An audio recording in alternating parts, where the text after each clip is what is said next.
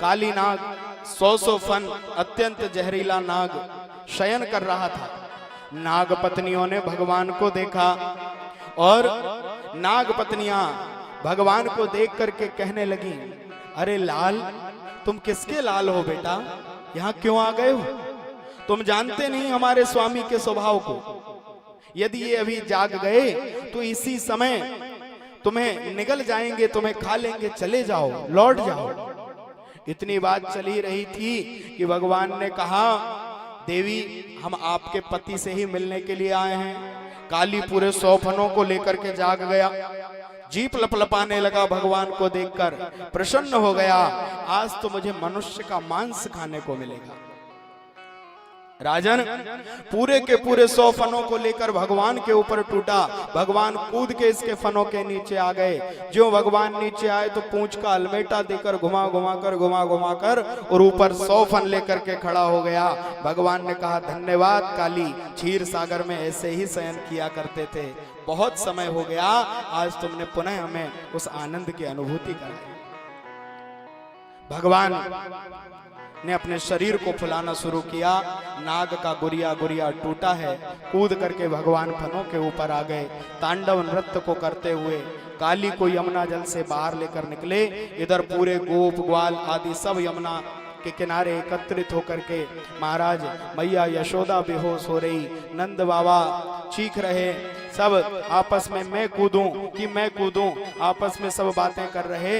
बलराम जी ने सबको रोके रखा और उसी बीच में क्या देखा कि यमुना में काली देह की जगह जहां पर है वहां से भगवान काली नाग को चरणों का आकर्षण करके बाहर ला रहे हैं और लाकर भगवान ने काली के मुंड पर तांडव करना शुरू कर दिया। अपने 100 फनों से खून की उल्टियां करने लगा और जब व्याकुल हो गया कालिया नाग तो समस्त नाग पत्नियों ने मिलकर हाथ जोड़कर भगवान के सामने स्तुति करी।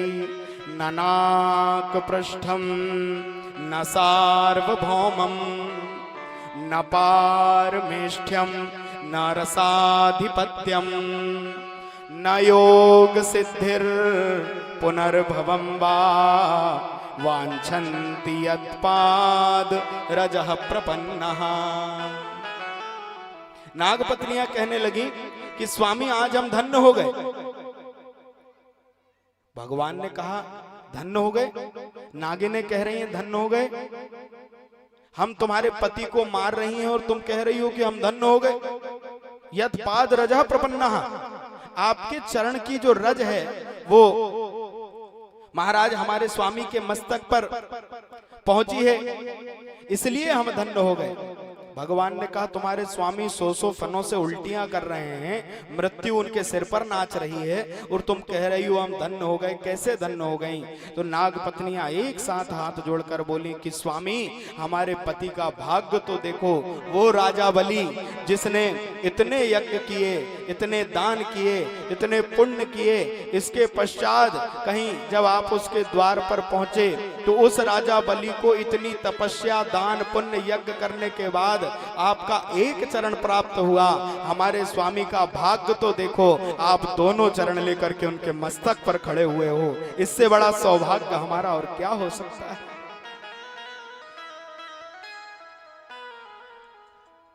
काली नाग ने भगवान के स्वरूप को पहचान करके भगवान से प्रश्न किया, वयम खलाह सहोतपत्या तामसा दीर्घमन्यवः स्वभावो दुस्त्यजो नाथ लोका नाम यद सद्ग्रह। हमारे अंदर विष किसने भरा? हमारे अंदर बदला लेने की भावना किसने बनाई? भगवान ने कहा हमने। विष किसने भरा? भगवान ने कहा हमने। जब आपने हमारे अंदर विष भरा, आपने हमारे अंदर बदला लेने की भावना उत्पन्न करी, तो आज हमको मारने के लिए क्यों आए हो? विद्वान ऐसी भी व्याख्या करते हैं महाराज कि कली काली बाली निकट हारे राम सुजान, कहा अचरज नित हारही भक्तन सो भगवान, भक्तन सो भगवान। बोले मानो भगवान 3 जगह पर हारे हैं। कली काली नाग के सामने, बाली के सामने, मैं बेरी सुग्रीव प्यारा, क्यों मुझे छिप करके मारा? भगवान विद्वान कहते हैं कि मौन हो गए। काली नाग ने पूछा कि हमारे अंदर विष भरा तो आज हमें मारने क्यों आए? भगवान मौन हो गए। और राजा बलि ने जब तीसरा चरण कह दिया कि मेरे मस्तक पर रख दो, भगवान ने गरुड़ पास में बांध लिया था, तो भगवान से पूछा जब मैंने आपके तीनों वचन पूरे करे हैं तो आपने मुझे गरुड़ पास में क्यों बांधा? छोड़ो। भगवान ने यहां काली नाग को कहा कि यदि हमने तुम्हें सर्प बनाया, तुम्हारे अंदर विष भरा है, तो तुम्हारे रहने के लिए योग्य सुंदर स्थान भी बनाया है, तुम वहां पर जाकर रहो, यहाँ यमुना जल को क्यों दूषित कर रहे हो? आपका गरुड़ मुझे वहां रहने नहीं देता। भगवान ने कहा मेरे चरणों के चिन्ह तुम्हारे मस्तक पर बन गए हैं, तुम्हें कोई डरने की आवश्यकता नहीं है, मेरा गरुड़ तुम्हारा कुछ नहीं बिगाड़ेगा, चले जाओ। भगवान के श्री चरणों का आशीष लेकर के काली नाग अपने समस्त महाराज पत्नी बच्चे इत्यादि को लेकर के यमुना जी को छोड़कर और अपने यथायोग्य स्थान पर गया। सुखदेव जी कहते हैं राजन, उसके पश्चात वेणु गीत की कथा सुनाई और चीर हरण की कथा को सुनाया है। चीर हरण की कथा के विषय में केवल आपसे हाथ जोड़ करके एक निवेदन कर रहा हूं कि बहुत लोगों के मन में ये प्रश्न उठते हैं कि नहाती हुई गोपियों के वस्त्र चुरा लेने वाला कैसा भगवान है, क्या मर्यादा नहीं टूटती? तो आपसे निवेदन है कि श्रीमद् भागवत के श्लोक पर ध्यान दें। हेमंते प्रथमे मासे नंद गोप कुमारी का, भगवान ने किसके वस्त्र चुराए? बोले नंद गोप आदि, नंद आदि जो गोप हैं उनकी कुमारी कन्या है। और कुमारी शब्द उन कन्याओं के लिए है जिनकी आयु लगभग 3 वर्ष से 6 वर्ष 7 वर्ष के बीच की हो, वो छोटी छोटी कन्याओं को कुमारी कहा जाता है। नंद आदि गोपों की कुमारी ने कात्यायनी महामैया का हेमंत ऋतु में पूजन किया और भगवान श्री कृष्ण को अपना बनाना चाहती थी, आलिंगन करना चाहती थी। तो भगवान ने इनके मनोरथ को पूर्ण करने के लिए इनके वस्त्र रूपी वासनाओं का हरण किया है। नग्न स्नान करती थी आकर, भगवान ने इनके वस्त्रों को चुरा लिया, ले जाकर कदम्ब के झाड़ पर ले गए। बोले नहाती हुई गोपांगनाओं के वस्त्रों को चुराना यहाँ मर्यादा टूटती है। तो कहा कि भैया पहली बात तो ये कि 3 वर्ष से 6-7 वर्ष की जो छोटी बालिकाएं, बच्चे, यदि हमारे घर में भी हमारे अपने बच्चे, यदि चाहे वो पुत्र हो या पुत्री, नग्ना अवस्था में यदि इस कौमारी अवस्था में खेला करते हैं तो हमारे मन में किसी प्रकार का कोई दुर्विकार नहीं आता। और वह लीला उस समय हुई जब भगवान ने गिरिराज पर्वत उठाया, उसके पहले की ये लीला है। तो गिरिराज पर्वत उठाया 7 वर्ष की आयु में, और उसके लगभग 1 वर्ष पूर्व की यह घटना, तो भगवान की आयु भी 5-6 वर्ष की ही रही होगी। दूसरी बात कि भगवान इस प्रकृति से परे हैं, इस संसार के बंधन उनके ऊपर काम नहीं करते महाराज। हजारों वस्त्र पहनकर भी जीवात्मा तो परमात्मा के सामने हमेशा नग्न ही है। कितने ही वस्त्र हम धारण कर लें, लेकिन हम उन भगवान के सामने सदैव नग्न ही हैं। विद्वान यह भी कहते हैं कि गोपांगनाओं के भगवान ने गोपियों के वासना रूपी वस्त्रों को चुरा लिया और इनको ये शिक्षा दी कि कभी भी किसी देव नदी या पवित्र जल में नग्न स्नान नहीं करना चाहिए, वरुण भगवान का दोष होता है। सुखदेव जी कहते हैं राजन, इन गोपांगनाओं ने कात्यायनी मैया से प्रार्थना करी तो भगवान ने इनको आश्वासन दिया कि आज से ठीक 1 वर्ष बाद तुम्हारे साथ में मैं महारास की लीला करूंगा। गोपियों को आश्वासन देकर के भगवान ने यज्ञ पत्नियों पर कृपा करी। और उसके पश्चात शुकाचार्य कहते हैं कि राजन, भगवान ने इंद्र का मान मर्दन करने के लिए गोवर्धन लीला करी है।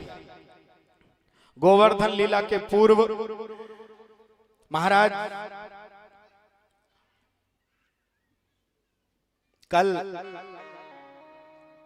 2-3 दिनों से निवेदन आ रहा था कि महाराज थोड़ा सा मीराबाई के चरित्र पर प्रकाश डालिए। तो चूंकि वो कथा यहां से जुड़ी हुई है इसलिए सूक्ष्म रूप में हम चलते हैं कि गोवर्धन लीला जब भगवान ने करी है उस समय पर सारे गोप ग्वाल भगवान की उस लीला को देखने के लिए गोवर्धन की तलहटी में पहुंचे। एक गोपी जो भगवान की इस लीला को देखने के लिए झटपटा रही थी, उसकी सास ननद ने मिलकर के मना कर दिया कि नहीं तुम नहीं जाओगी, तुम घर में रहो। वे तो चली गई गोवर्धन में लीला देखने के लिए, इधर वो गोपी भगवान के विरह में व्याकुल होने लगी। सहन ही नहीं हुआ, बहुत रोई, रो रो कर रात्रि हो गई। और जब महाराज रोते रोते सो गई तो स्वप्न में भगवान ने उससे आकर कहा कि गोपी अभी तुम धैर्य धारण करो, तुम्हारे मनोरथ को मैं अवश्य पूर्ण करूंगा। और वही गोपी इस कलिकाल में महाराज इसी आर्यावर्त की पावन भूमि पर, इसी भारतवर्ष की पावन भूमि पर महाराज वही गोपी मीराबाई बनकर के प्रकट भई। बात उस समय की है जब महाराज भगवान ने विचार किया कि भारत भूमि के सूखे प्रदेश में जल की वृष्टि हो ना हो, लेकिन मीरा की भक्ति की वृष्टि होना चाहिए। ये विचार करके भगवान की कृपा भई और आर्यावर्त के भारत भूमि के राजस्थान प्रदेश के जोधपुर जिले में एक मेड़ता नाम का गांव है, वहां पर मीराबाई का जन्म हुआ।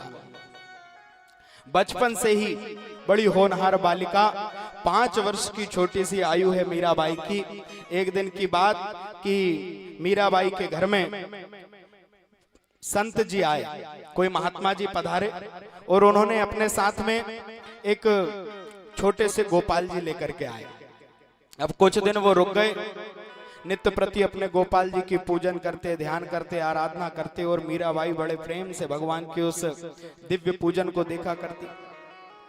महाराज जी इधर उधर होते, मीरा दौड़ करके भगवान को गोदी में उठा लेती, हृदय से लगा लेती, चूमने लगती, इतनी बिल्कुल भगवान के प्रेम में पागल सी होने लगी।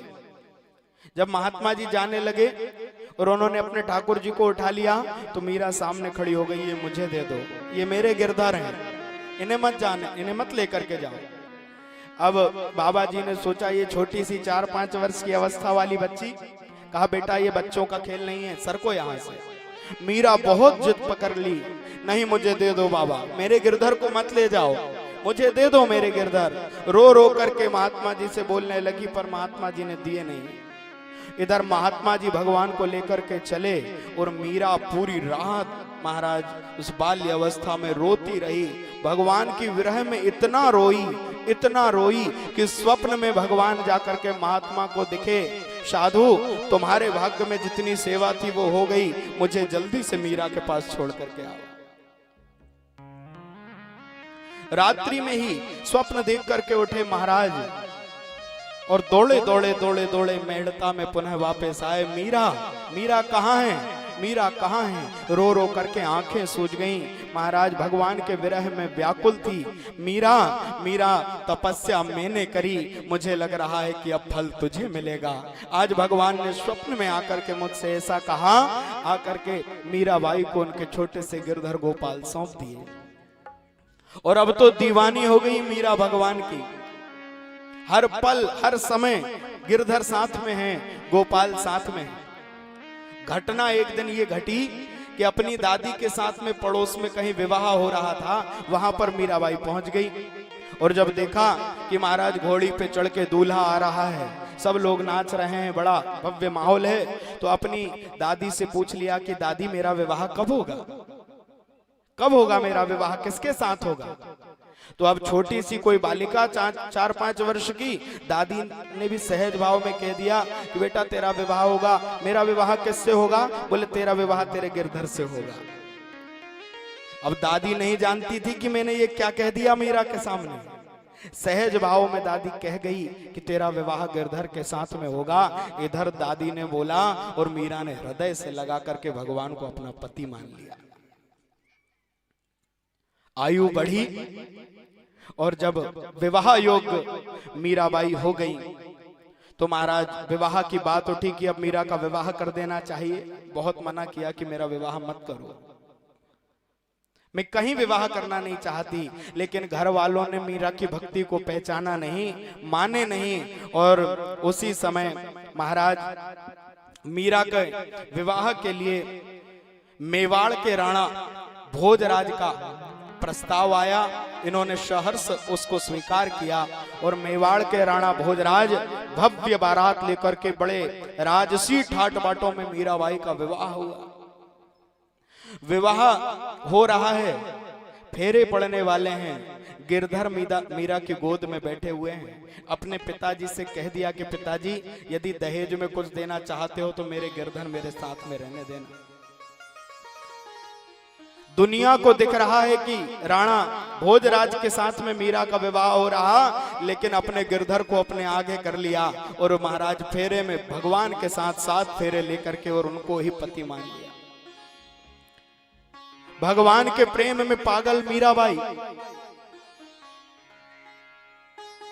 जैसे ही भोजराज राणा के यहां पर बारात पहुंची और मीरा ने प्रातः काल भोर में उठकर भगवान के भजन गाना शुरू कर दिए, तो उसी समय आकर के महलों में रहने वाली अनेक दास दासियां और राणा के समस्त स्नेही स्वजनों ने समझाया कि ये सब यहाँ नहीं चलेगा, ये पागलपन तुम्हारा। सुबह से उठकर भजन गाने लगी, ये बिल्कुल ठीक नहीं है। मीरा को बहुत समझाया, बहुत बोला। महाराज अब मीरा जो अपना सर्वस्व भगवान को समर्पित कर चुकी, कहां इनकी बात सुनने वाली थी।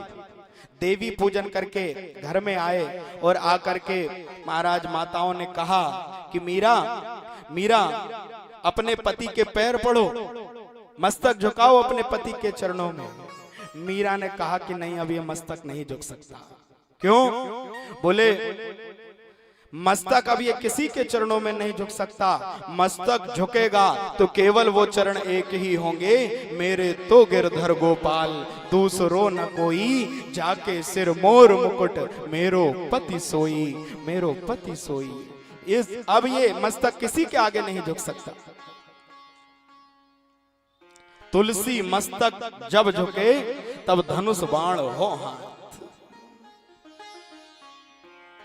तुलसीदास जी की भी कथा आती है ना कि एक बार वृंदावन में गए और जाकर के महाराज बांके बिहारी के दर्शन के लिए संत मंडली के साथ में गए, तो जाकर भगवान का दर्शन करने के लिए गए। अब प्रणाम नहीं किया। प्रणाम करने के पूर्व ही तुलसीदास जी ने भगवान से बोला कि क्या यहाँ खड़े रह के बंसी बजाते रहते हो, ये बंसी बजाने का समय नहीं है। उस समय महाराज भारत को, आर्यावर्त को एक अच्छे शासन की आवश्यकता थी। तुलसीदास जी ने भगवान से कह दिया कि ये वंशी से काम नहीं चलने वाला, धनुष बाण ले लो। तो अगले ही पल जब नेत्रों को ऊपर उठाया तो वंशी बजैया धनुष बाण लेकर के सामने खड़ा हो गया। तुलसी जी ने अपना मस्तक चरणों में झुका दिया। मीराबाई ने प्रणाम नहीं किया। कुछ दिनों तक राणा भोजराज मीरा के साथ में रहे। बड़े ही धार्मिक राणा थे, पहचान गए कि ये मीरा कोई साधारण नहीं है, क्योंकि मीरा भगवान में इतनी समा चुकी थी, इतनी समा चुकी थी कि मीरा गोपाल जी से बात किया करती थी आपस में, और मीरा से भगवान बात किया करते थे। विवाह के कई दिन बीत गए, लेकिन राणा भोज ने आज तक मीरा को स्पर्श भी नहीं किया। एक दिन की बात, रात्रि के समय मीरा से कहा कि मीरा मैं जानता हूं कि तू भगवान की बहुत बड़ी भक्त है, गिरधर को अपना मान चुकी है। मीरा तेरे भगवान का मुझे एक बार दर्शन करा देगी? मीरा ने कहा राणा जी दर्शन तो जरूर कराऊंगी, लेकिन उसकी एक शर्त है। क्या?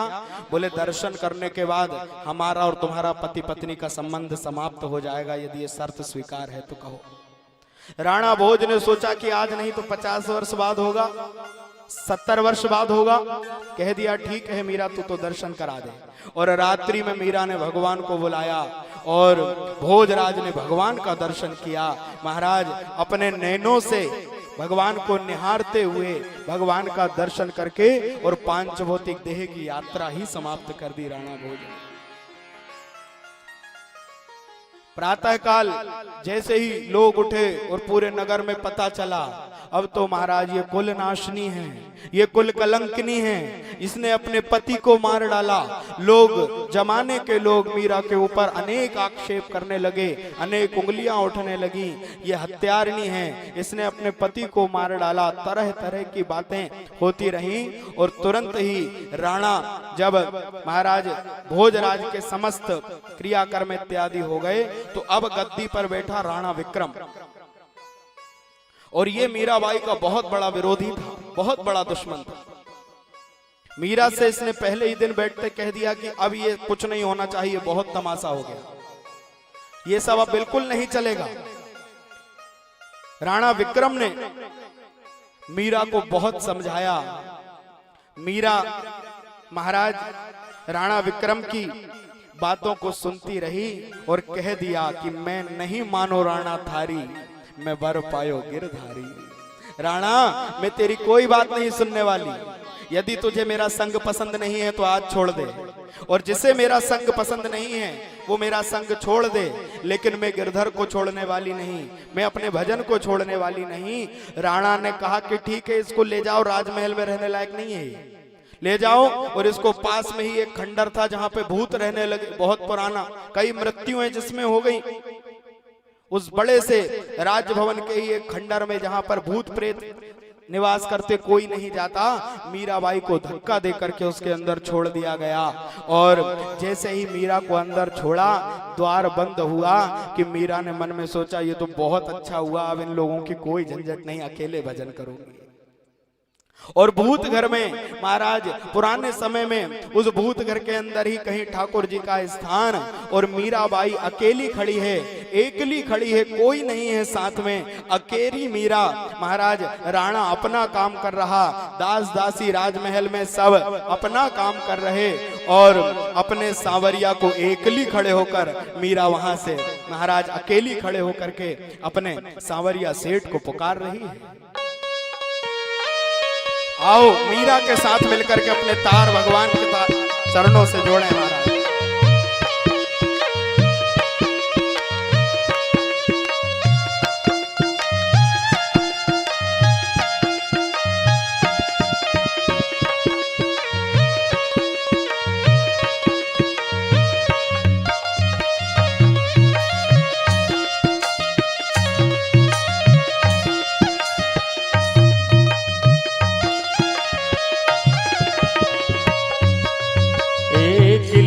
खड़ी रे मीराबाई एकली खड़ी, एकली खड़ी रे मीराबाई एकली खड़ी, एकली खड़ी रे मीराबाई एकली खड़ी।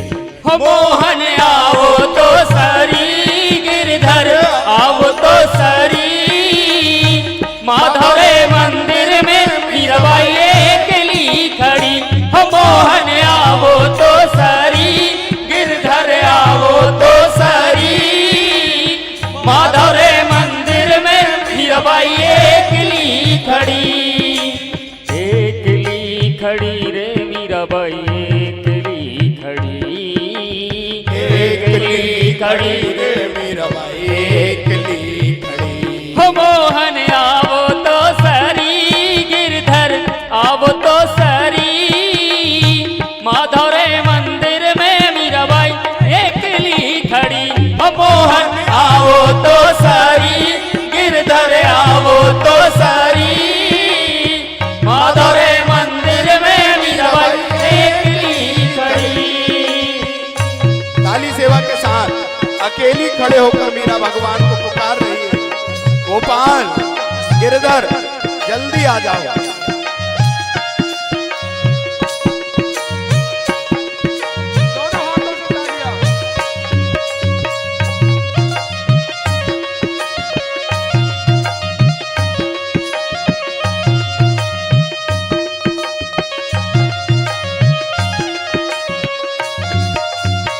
कहवे तो सावरा मैं पुष्पहार बन जावा, देखे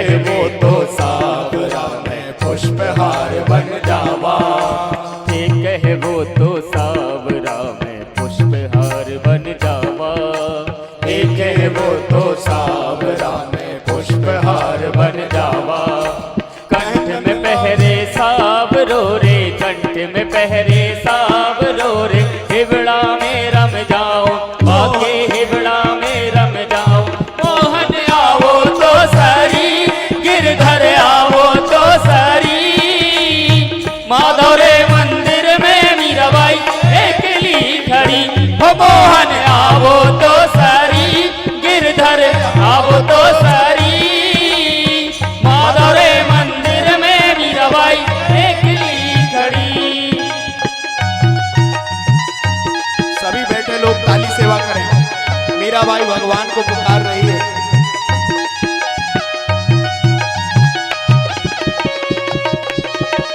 जय हो।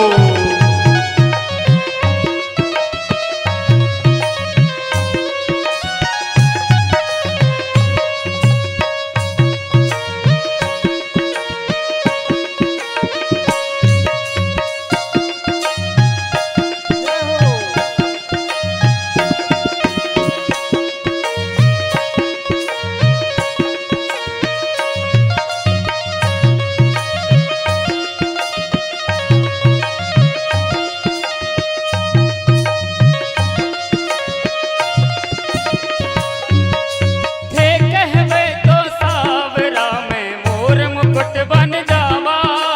थे कहवे तो सावरा में मोर मुकुट बन जावा। पैरन लागे सावरो रे, पैरन लागे सावरो रे, मस्तक पर रम जावा रे, मस्तक पर रम जावा। मोहन आवो तो सरी, गिरधर आवो तो सरी, माधव रे मंदिर में मीराबाई अकेली खड़ी। ओ मोहन आवो तो सरी, गिरधर आवो तो सरी, माधव रे मंदिर में मीराबाई अकेली खड़ी। हरि बोल।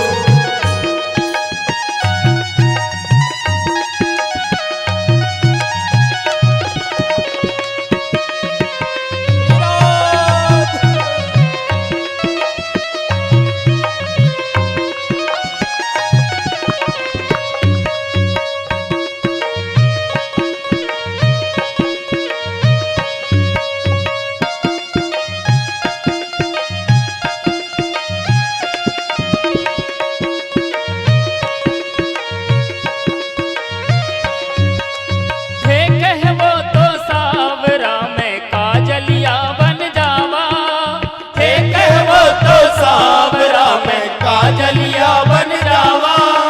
नैन लगावे सावरो रे, नैन लगावे सावरो रे, नैना में रम जावा, बाके नैना में रम जावा।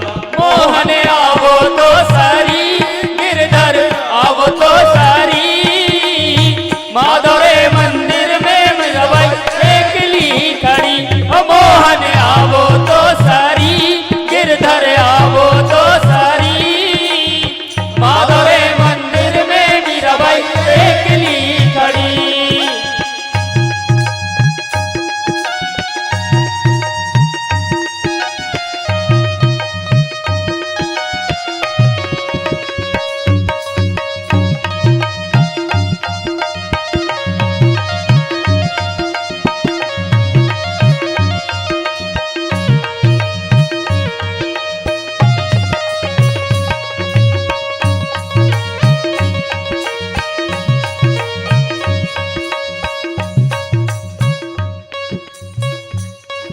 शिव संकल्प साहित्य परिषद, हाउसिंग बोर्ड, कॉलोनी नर्मदापुरम से हमारे परम आदरणीय गुरु मोहन जी गुरु यहाँ उपस्थित हुए हैं।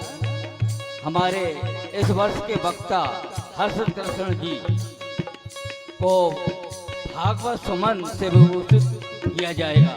सादर आमंत्रित है, आइए।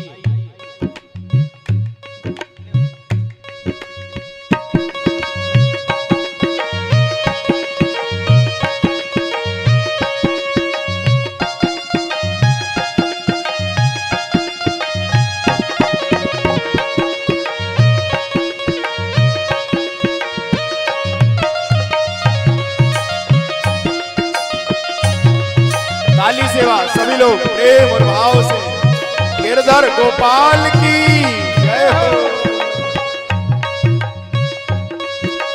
थे कहबो तो सावरा में जल जमना बन जावा, थे कहबो तो सावरा में जल जमना बन जावा। नावन लागे सावरो रे, नावन लागे सावरो रे, अंग अंग रम जाऊं बाके अंग अंग रम